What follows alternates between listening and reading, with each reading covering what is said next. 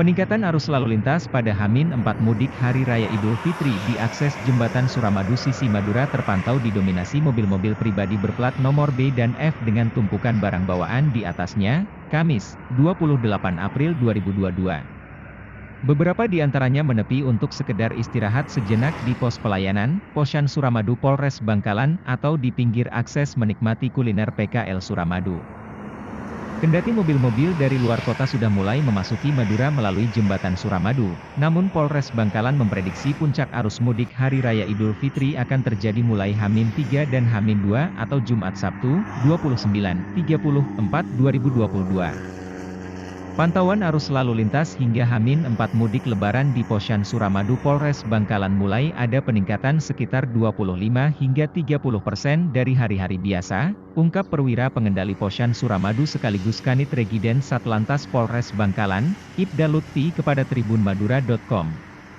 Posyan Suramadu Polres Bangkalan dilengkapi dengan fasilitas pijat refleksi, pengecekan tekanan darah, hingga kebutuhan medis lainnya bagi para pemudik sebelum melanjutkan perjalanan ke kampung halaman. Lutfi menjelaskan, pada puncak arus mudik hingga arus balik Polres Bangkalan akan memaksimalkan personilnya untuk standby di Posyan Suramadu untuk kegiatan patrol sekaligus memberikan imbauan patuh prokes dan tertib berlalu lintas.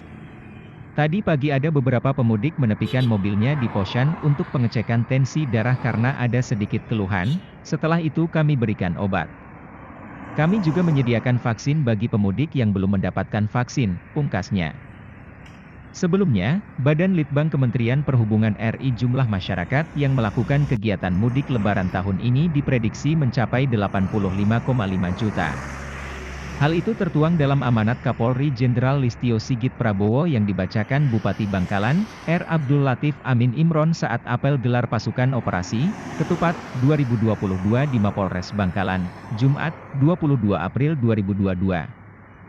Moda transportasi Lebaran disebutkan, didominasi melalui jalur darat dengan penggunaan kendaraan pribadi mencapai angka 47%, kendaraan umum 31%, jalur udara dan kereta api masing-masing 10%, jalur laut 2%, dan moda transportasi lainnya di angka 0,11%.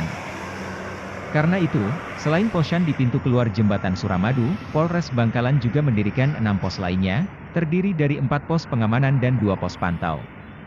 Pos pengamanan dikonsentrasikan di Pelabuhan Kamal, di alun-alun Kota Jalan Ayani, di Kecamatan Blega, dan di Kecamatan Tanjung Bumi. Sedangkan 2 pos pantau didirikan di kawasan Pasar Tanah Merah dan di kawasan wisata kuliner Bebek Sinjai. Keberadaan 7 pos tersebut akan didukung dengan kekuatan 174 personel. Termasuk 12 personel gabungan masing-masing 6 personel Satlantas dan 6 personel Sat Samapta yang bergerak secara mobile untuk mengurai sejumlah titik-titik rawan kemacetan seperti di Pasar Tumpah. Jangan lupa, like, subscribe, serta nyalakan lonceng notifikasi, agar selalu mendapat info dan konten menarik dari channel ini.